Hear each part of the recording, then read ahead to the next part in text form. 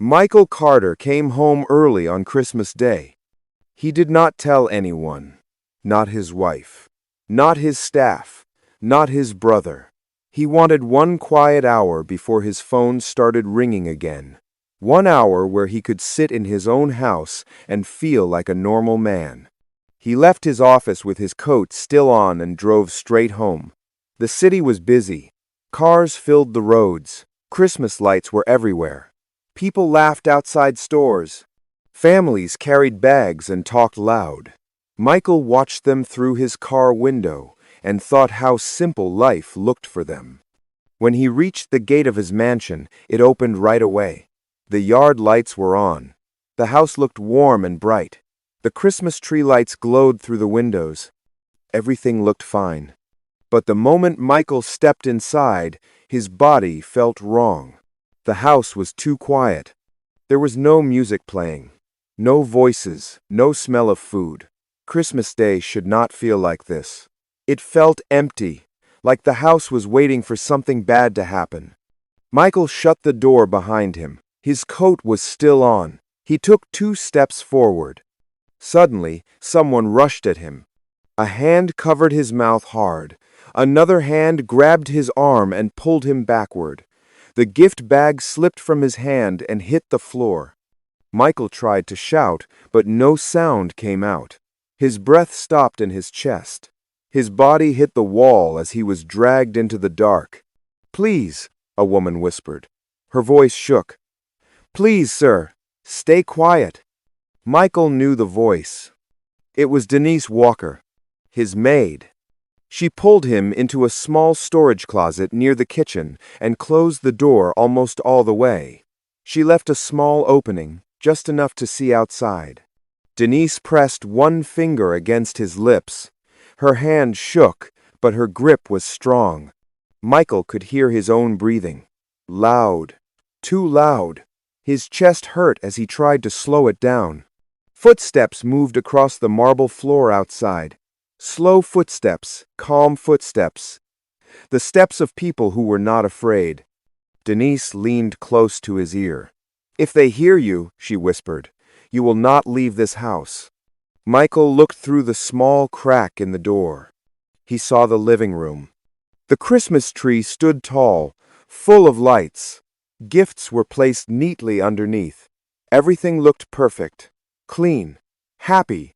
Then he saw his wife. Emily Carter stood near the tree, holding a glass of green juice. She was dressed like she was going out, not like she was relaxing at home. She smiled and laughed softly. Standing close to her was Michael's younger brother, Ryan. They stood inches apart, relaxed, comfortable. Ryan spoke first. "He should be gone by now." Emily sighed, annoyed, not worried. "I doubled the dose this morning." Michael's legs nearly gave out. The words did not make sense at first. His mind tried to reject them, but then his body remembered the dizziness, the weakness, the sickness he had ignored for weeks. Ryan laughed quietly, and he still went to work. Emily's face tightened. "Tonight we'll finish it." Michael felt cold from head to toe. Every strange feeling he had blamed on stress suddenly made sense. Every time he felt weak, every morning he woke up sick. It was not work. It was not age. It was poison. Denise's fingers tightened around his wrist. Her eyes stayed locked on his. They were filled with fear, but also certainty. She knew this was real. Michael pulled back from the door just as Emily turned toward the kitchen. Her heels clicked closer.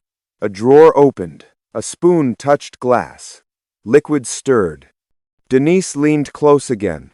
"Stay quiet," she whispered. "Please." Emily walked away. The footsteps faded. The house went quiet again. Michael leaned against the shelf, trying to keep his legs steady. His throat felt dry. His mind kept replaying Emily's voice, calm, annoyed, like she was talking about nothing important. Denise waited, listening, until she was sure no one was near. Then she opened the door slightly. They moved into the back hallway used by staff.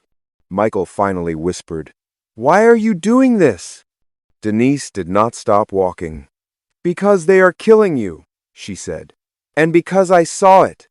"This is my home," Michael whispered. Denise shook her head. "No," she said. "This is where you die if you stay." They passed the kitchen counter. The green juice sat there, ready to be taken. A small ribbon was tied around the glass, like a joke. Michael felt sick. He reached into his pocket for his phone. Denise grabbed his hand. "No calls," she said. "I can call security," Michael whispered. "I can call the police." Denise looked at him hard. "Your wife has access to everything," she said. "Your brother has money. One call and they know where you are." Michael stared at her. "How do you know?" Denise swallowed. "I heard names," she said. "I saw men come when you were not home, and your wife asked me questions about my family, about who would miss me." Michael felt his stomach twist. Denise reached into her apron and pulled out a small plastic bag. Inside was pale powder. "I found this in the trash last week," she said. "She said it was vitamins. I watched her hide it. I watched her measure it." Michael stared at the bag. A voice called out from the living room. "Michael?" Emily's voice sounded sweet. "Are you home?" Denise froze. She grabbed his arm and pulled him toward the side door. "Now," she whispered. They stepped outside into warm air. Denise pointed to her old car near the fence. "Get in," she said. Michael hesitated and looked back at the bright house, at the life he thought was real. Emily's voice came closer. Denise pushed him into the car. Michael slid inside and shut the door quietly. Denise started the engine and drove away fast but steady. In the mirror, Michael saw the hallway light turn on. A shadow moved behind the glass. Emily was looking for him. Michael dropped low in the seat. His chest hurt. His hands shook. The gate opened. No one stopped them. The car rolled into the street like nothing was wrong. Michael whispered, "I trusted them." Denise kept her eyes on the road. "Trusting is not wrong," she said. "Staying would have killed you." The car moved through streets full of lights and people celebrating. Michael watched through the window, feeling like his old life was already gone. As they drove farther away, one truth became clear. The most dangerous place in the world had been his own home. And the only person trying to save his life was the woman he barely noticed. The car moved through the city without stopping. Michael stayed low in the seat, his coat pulled close around his body. His head felt heavy. His mouth was dry. His stomach turned again and again like it could not rest. He tried to take slow breaths, but his chest felt tight. Denise kept both hands on the wheel. Her eyes stayed on the road. She did not play music. She did not speak unless she had to. Behind them, the mansion disappeared. The bright lights, the tall gate, the life Michael thought was safe. Neither of them said anything for a long time. Finally, Michael whispered. They were calm. Denise nodded once. That is how people sound when they think they are winning. Michael closed his eyes. His wife's voice played again in his head. I doubled the dose. She did not sound angry. She did not sound scared. She sounded tired, like he was a problem she wanted gone. I ignored the signs, he said quietly. I felt sick for weeks. Denise's voice stayed low. When poison is slow, people blame themselves, she said. That is how it hides. Michael swallowed. How long have you known? Denise took a breath. I did not know at first, she said. I only felt something was wrong. Your wife watched the kitchen too closely. She asked questions she did not need to ask. She counted things. She hid things. She stopped at a red light and glanced at him. Then I saw the powder. Michael opened his eyes. The bag. Yes, Denise said. She threw it away once. I took it from the trash. I did not know what it was, but my body told me to keep it. The light turned green. The car moved again. Michael pressed his head back against the seat. His body felt weak, like it did not belong to him anymore. He had signed papers worth millions, but now he could barely sit straight. "Where are we going?" he asked. "My house," Denise said. "It is small. Quiet. No cameras. No guards." Michael nodded. "They will look for me." "Yes," she said, "but not there first." The car turned into a neighborhood Michael had never visited. Small houses, narrow streets. Old cars parked close together. Children's bikes leaned against fences. Dogs barked, then went quiet. Denise parked behind her house, near a narrow alley. "Head down," she said. "Stay close." Michael followed her inside through the back door. The house was simple but clean. The smell of soap and cooked food filled the air. A small plastic Christmas tree sat on a table. No gifts under it. Just a single red bow taped to the wall. Denise locked the door. Then she locked it again. "Sit," she said. Michael sat on the couch.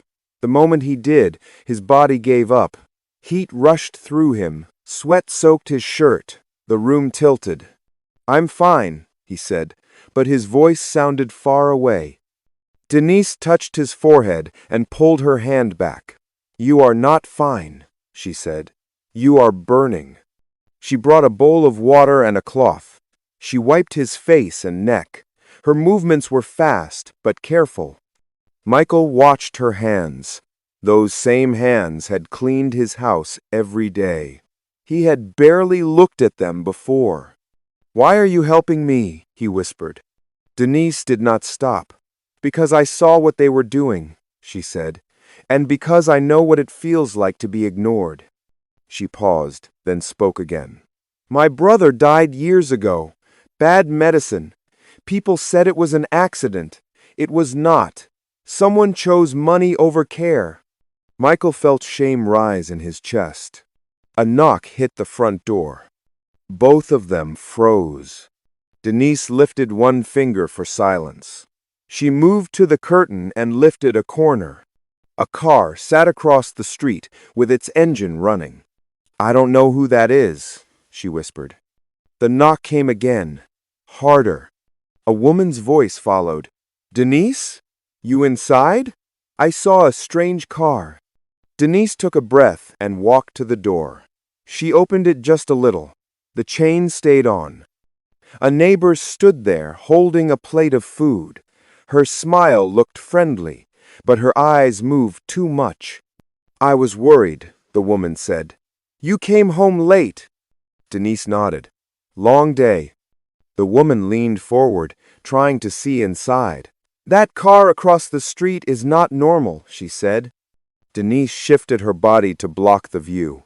"It's my cousin," she said. "He dropped me off." The woman studied her face for a long moment. "If you're hiding trouble," she said, "I won't protect it."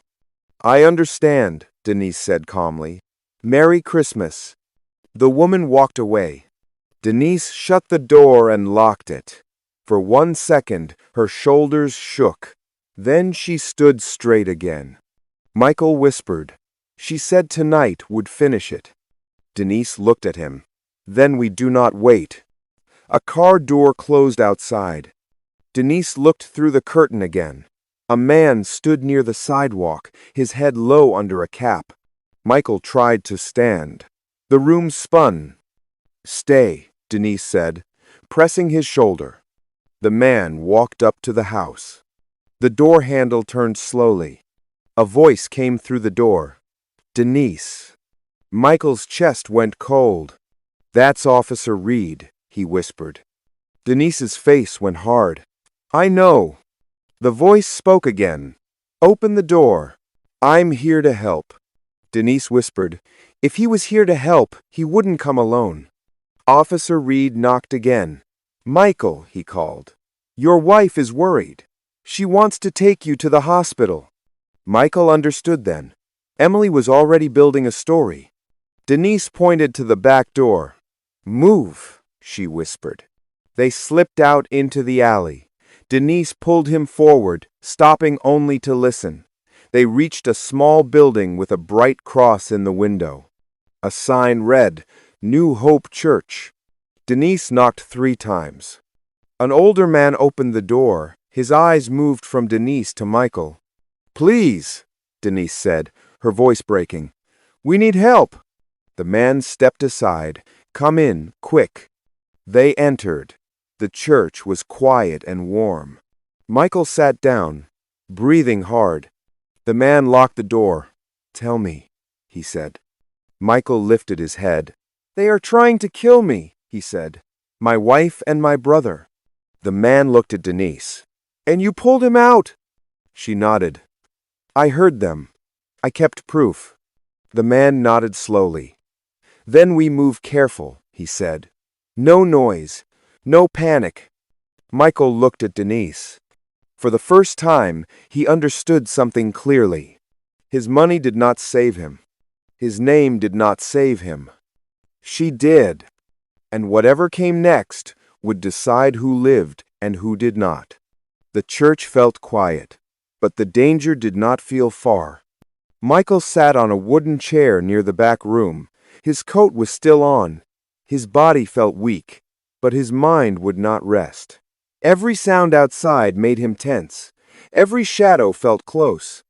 Denise stood near the door, listening. She did not sit. She did not relax. Her eyes stayed sharp, like she was waiting for something bad to happen. The man who let them in closed the door and locked it. He turned back to them slowly. "My name is Pastor Alan Brooks," he said. "You are safe here for now." Michael nodded, but the word safe felt thin. Pastor Brooks brought water and handed it to Michael. "Drink slow," he said. Michael took small sips. His hands shook. Denise stepped forward. "They followed us," she said. "The police officer is working with them." Pastor Brooks frowned. "Then we cannot call just anyone." Michael rubbed his face. "My wife has already started lying," he said. "She will say I am sick, confused, that I ran away." "That is what people do when they need time," Pastor Brooks said. "They create stories." Michael looked up. "They said tonight." Denise nodded. She said tonight would finish it. The room went quiet. Pastor Brooks took a small medical box from a shelf. "We need to keep you alive first," he said. "Then we look for truth." He checked Michael's eyes with a small light. "You need a doctor." "Not a hospital," Michael said quickly. "If they paid the police, they paid others too." Pastor Brooks thought for a moment. Then he nodded. "I know someone," he said. "A nurse. She works at a clinic. She trusts me." He made a short call. Quiet. Careful. Denise reached into her pocket and took out the small plastic bag. She placed it on the table. "I saved this," she said. "I knew it mattered." Pastor Brooks wrapped it in clean cloth. "This is good," he said, "but we need proof that no one can break." Michael leaned forward. "I have something," he said slowly. "A backup camera system in my office. My wife does not know about it." Denise's eyes tightened. "Your office is in the house." "Yes," Michael said. "But if we get that drive, it shows her mixing the powder." Pastor Brooks nodded once. "Then that is what we do," he said. "But not yet." A heavy knock hit the front door of the church. All 3 of them froze. Another knock came. Slower. A voice followed. "Pastor Brooks, it's Officer Reed." Michael's stomach turned. Denise's hand moved toward the back door, but Pastor Brooks raised his hand. "If you run," he whispered, "he knows." Pastor Brooks walked to the front and opened the door.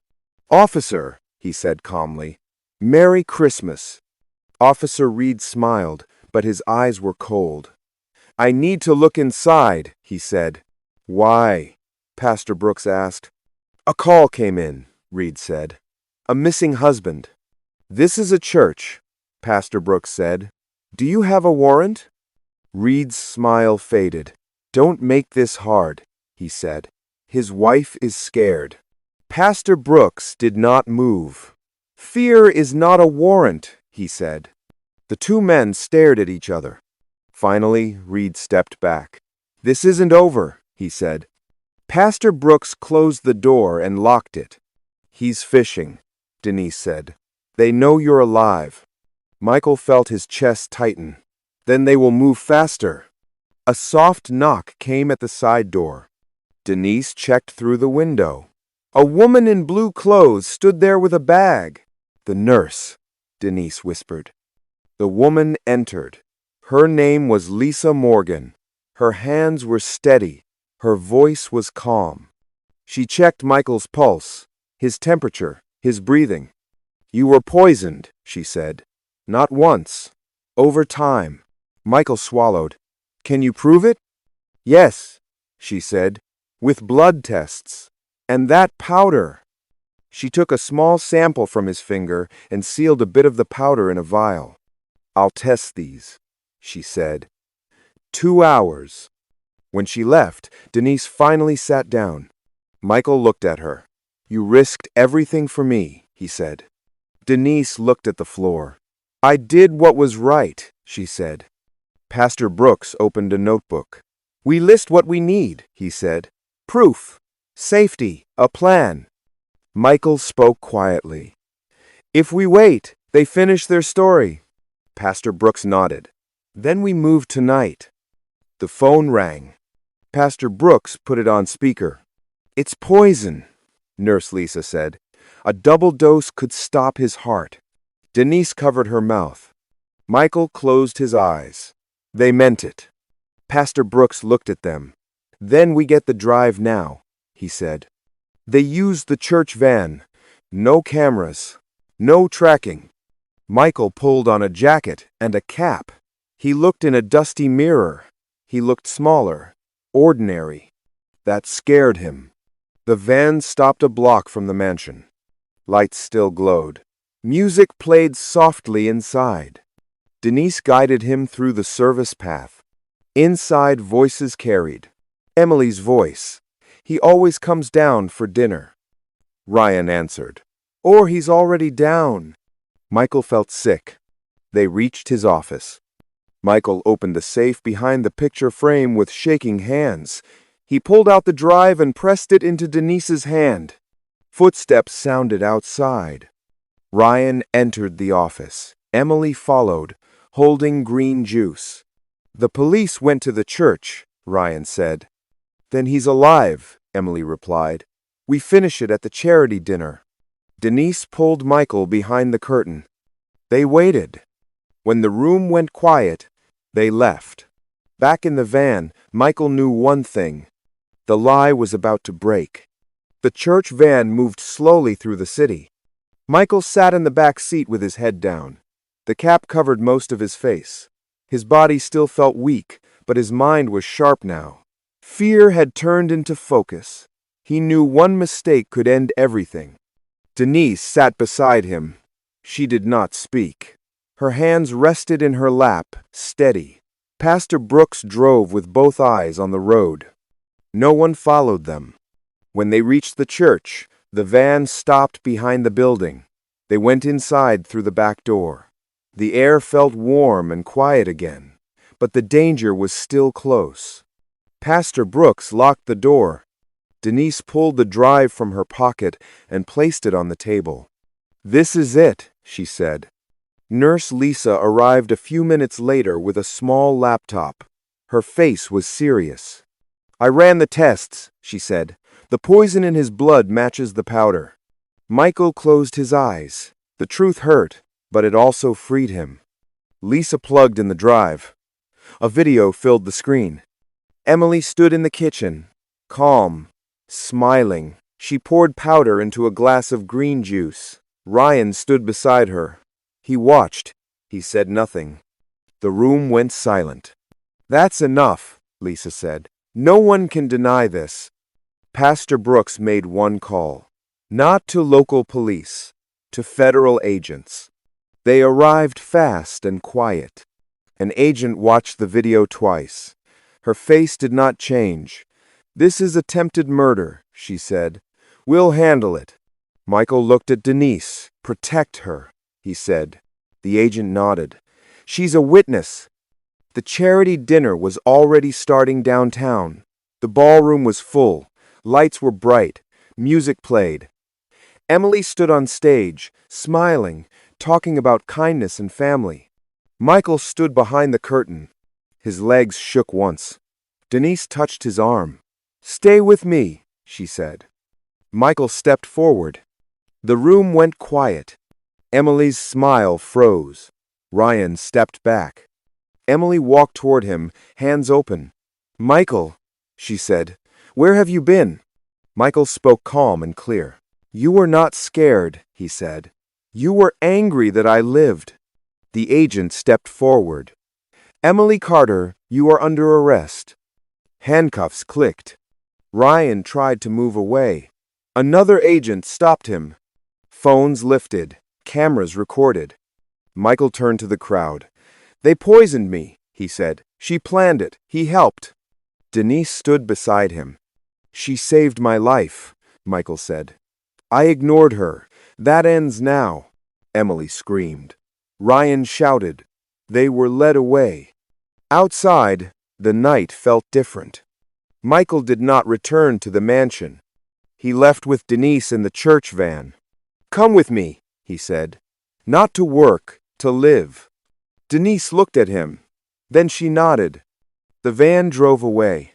For the first time, Michael felt free. Dear viewers, this story is not just about a rich man and the people around him. It is about trust, truth, and the kind of courage that often comes from those we overlook. Michael had money, power, and protection, yet none of it saved him when betrayal came from inside his own home. Denise had no wealth, no guards, and no influence, but she had clear eyes, a strong heart, and the courage to act when staying silent would have been easier. Sometimes the person you call staff is the only one willing to stand up for what is right. Sometimes the danger is not outside your door, but sitting at your table. And sometimes a second chance comes only because one person chooses to do the right thing. If this story touched your heart, please subscribe to the channel for more powerful and emotional stories like this. Share this video with someone who needs to hear this message today. And don't forget to comment below and tell us where you are watching from. We would also love to hear your thoughts. Who would you trust if everything around you started to feel wrong? Do you think Denise made the right choice? What lesson did this story teach you? Thank you for watching, and stay with us for more stories that remind us that truth and courage can change everything.